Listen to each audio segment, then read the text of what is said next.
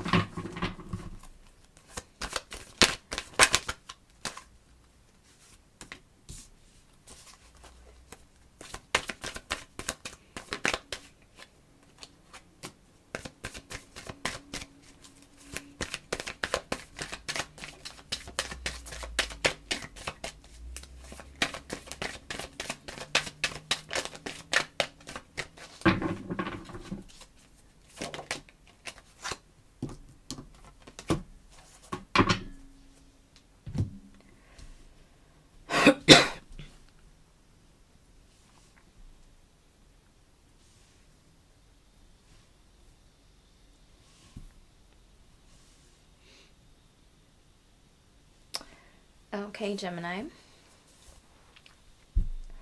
So, for your general vibe of the month, you have the Page of Swords in reverse, clarified by the Nine of Swords and the Six of Swords in reverse. A lot of mental activity, as always. I do want to point out that there's going to be an eclipse and a cluster of planets in your 8th house. That is your house of healing, your house of death and rebirth, but also money and other people's resources. But, it is a reflection of your personal resources, which is also being brought to the forefront with the North Node in Cancer. So, coming back to this, it's pretty self-explanatory. The back and forth in the mind, all the possibilities in the universe happening at once, and just being unable to pick one or focus on one thought. You're clearing out a lot this month. So allow yourself to feel this way. Don't hold in, don't suppress, don't pretend that you don't feel this way. Let yourself feel this way. If you need to do it alone at night, then do it alone at night.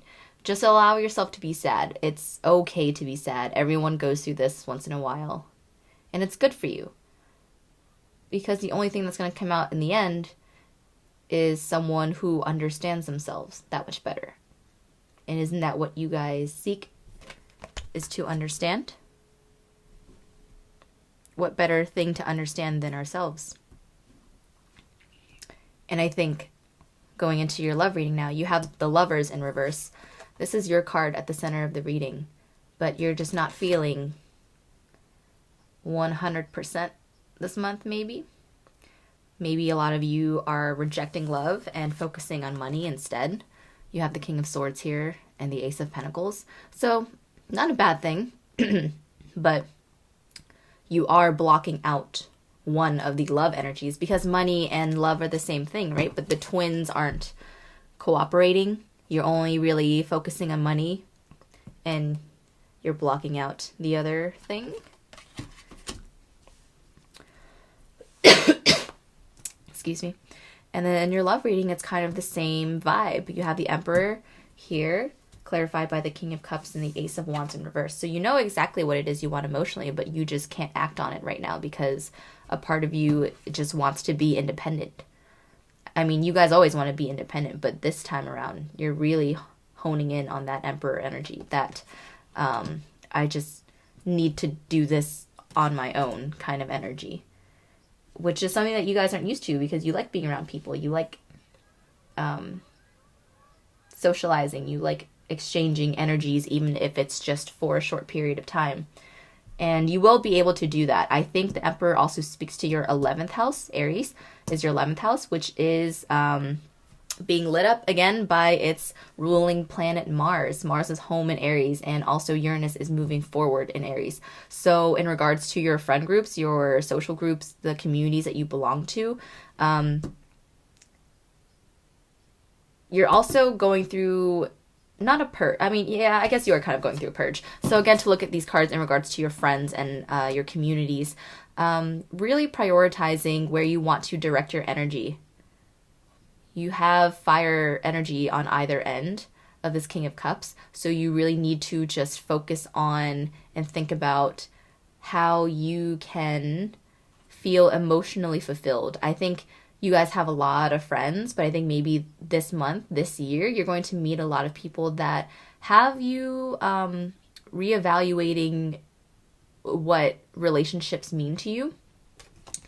And take that as you will. We'll talk about it more in your yearly reading because for you and all of the signs, the January readings are really echoing the vibe for the rest of the year. It's just, that didn't make any sense, echoing. But it's really talking, it's like a preview. It's a preview reading for the yearly reading, kind of. But yeah, it's going to feel heavier than you like it this month. 8th house energy is heavy. Capricorn energy is heavy.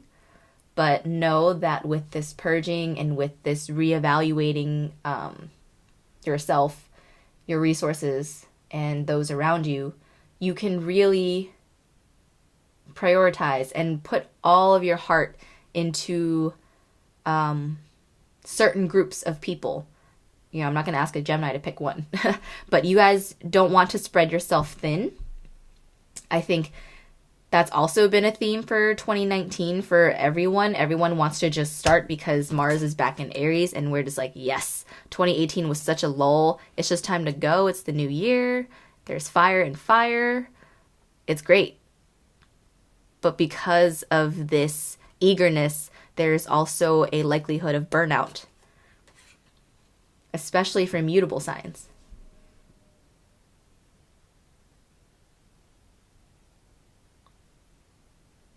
Yeah.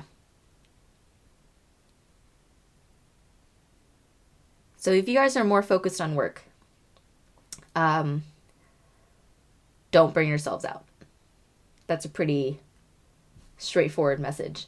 In regards to love and, you know, again, the communities, you could easily find the person that you've been wanting to connect with in your new friend groups that you're joining or finding. But again, if you do find that one, that is also going to require you to be genuinely, wholeheartedly in it. I'm not saying exclusivity has to be a thing, you know, whatever, labels, but whatever. But the point is, finding that deep connection that is mental, but also not just physical, but there's like there's just an understanding. There's like an innate understanding. if you look at this, it's all the what ifs, all the swords over here that you have. Whatever.